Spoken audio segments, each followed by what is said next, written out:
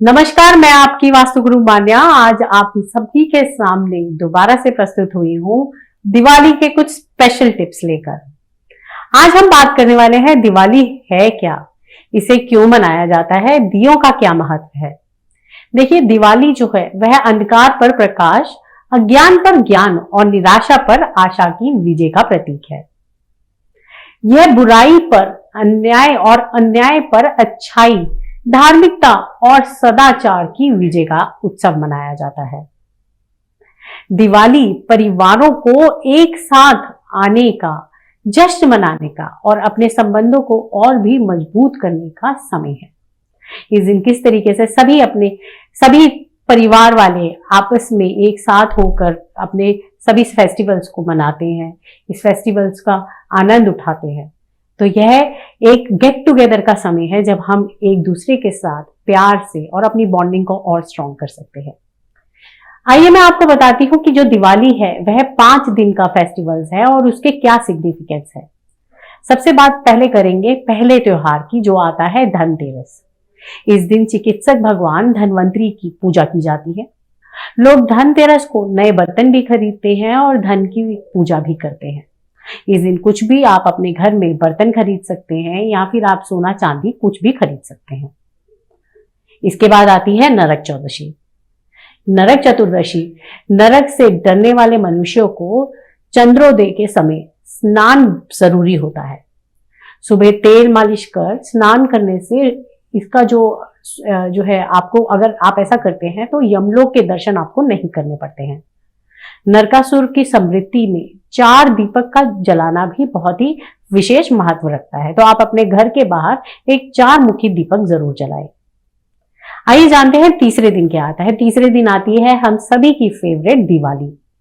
इस दिन मां लक्ष्मी की पूजा की जाती है, कुबेर की पूजा की जाती है, साथ में हम गणेश जी और सरस्वती माता की भी पूजा करते हैं। देखिए, गणेश जी की पूजा इसलिए करते हैं ताकि वो हमारे हर तरीके के विघ्नों को हर सके। लक्ष्मी माता की पूजा इसलिए करते हैं कि जब विघ्न हर गए तो मां लक्ष्मी हमारे घर में ढेर सारा धन लेकर आए। क्या आप जानते हैं सरस्वती माता की पूजा क्यों करते हैं? सरस्वती माता की पूजा हम इसलिए करते हैं ताकि जो धन हमारे घर में आया है हम उसका सद्बुद्धि से इस्तेमाल कर सकें और उसके लिए अपनी सद्बुद्धि यूज कर सकें। देखिए, इस दिन कलम व लेखनी भी की जाती है। आप अपने घर पे बही लेकर आते हैं, उसमें पूजा होती है, दीपकों का देवस्थान जो है डिसाइड होता है, तुलसी, जलाशय, आंगन, इन सभी चीजों को स्थान पर जो है गौशाला आदि मंगल स्थानों पर इसको जो है लगाना भी जरूरी होता है। आप अपने दियों को इन सभी जगह पर आप लगा सकते हैं, आतिशबाजी कर सकते हैं, लक्ष्मी जी को प्रसन्न कर सकते हैं, उनकी आरती गा सकते हैं, उनका मंत्र जाप कर सकते हैं। धन की देवी का वास जो है वही होता है जहां प्रकाश और स्वच्छता पर जोर दिया जाता है। अगर आप अपने घर को स्वच्छ रखेंगे, साफ रखेंगे, इसीलिए तो कहते हैं ना कि दिवाली आए और घर में साफ सफाइयां शुरू हो जाती हैं। क्यों होती हैं? क्योंकि हम सभी जानते हैं कि माँ लक्ष्मी को सफाई बहुत पसंद है। इसलिए माँ लक्ष्मी को अपने घर में अट्रैक्ट करने के लिए, उनको अपने घर में इन्वाइट करने के लिए हम अपने घर से ये सभी जाले और अपने घर से जो भी एक्स्ट्रा सामान है वो सभी निकाल देते हैं ताकि माँ लक्ष्मी हमारे घर पे आ सके और वहीं विराजमान हो सके। चौथे दिन आता है गोवर्धन पूजा। यह भी बहुत ही इंपॉर्टेंट है। देखिए, कार्तिक शुक्ल प्रतिपदा को गोवर्धन पूजा या फिर अन्नकूट महोत्सव के रूप में मनाया जाता है। गायें, बछड़े, बैल, इन सभी की पूजा की जाती है। महिलाएं शुभ मुहूर्त में घर आंगन को गोबर से गोवर्धन बनाकर उसको जो है कृष्ण सहित उनकी पूजा करती है। तो यह भी बहुत ही इंपॉर्टेंट होता है। जो लोग कृष्ण भगवान को मानते हैं यह पूजा उनके लिए बहुत ही इंपॉर्टेंट होती है और इस दिन स्पेसिफिकली अन्नकूट का भोग भी लगता है। फिर आता है यम द्वितीय, भाई दूज। यम द्वितीय पर सुबह चंद्रमा के दर्शन करने बहुत ही इंपॉर्टेंट होते हैं। यमुना किनारे रहने वाले लोगों को यमुना स्नान करना बहुत ही जरूरी होता है, यह जरूर करना चाहिए। यम द्वितीय के दिन यमुना में जो यम को अपने घर भोजन करने के लिए बुलाया था, इसलिए इसे यम द्वितीय भी कहा जाता है। बहन भाई के माथे पर तिलक लगाकर उनकी लंबी उम्र की प्रार्थना करती है। शाम को दीपदान करने का भी जो है पूरा एक विधि विधान से महत्व है। तो अगर आप भी इन 5 दिनों को प्रॉपरली यूटिलाइज करते हैं, इन उपायों को करते हैं, तो यह आपके लिए बहुत ही प्रॉस्पेरिटी लेकर आते हैं। आइए अब दिवाली से जुड़ी कुछ परंपराओं और रीति रिवाजों के बारे में जानते हैं। सबसे पहला है सजावट। दिवाली पर आप एक ऐसा समय है जब लोग अपने घरों को रंग बिरंगी रंगोली, दियों से और फूलों से सजाते हैं। यह एक विजुअल स्पेक्टेकल है जो घर में अपने घर का कोना कोना सजाना जरूरी समझते हैं, और यह करना भी चाहिए ताकि लक्ष्मी माता हमारे घर आ सके। दिया और मोमबत्तियां जो है वह भी जलाने का एक रिवाज है।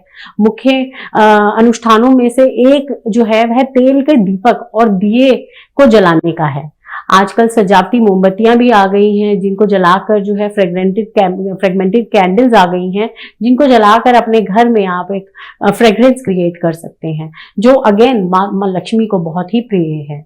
यह अंधकार को दूर करने में और हमारे जीवन में ज्ञान और ज्ञान के प्रकाश को जो है उसका स्वागत करती है। तो देखिए, दिवाली सिर्फ और सिर्फ बाहर के अंधकार को मिटाने का ही नाम नहीं है, दिवाली अपने अंदर के प्रकाश को जलाने का भी नाम है।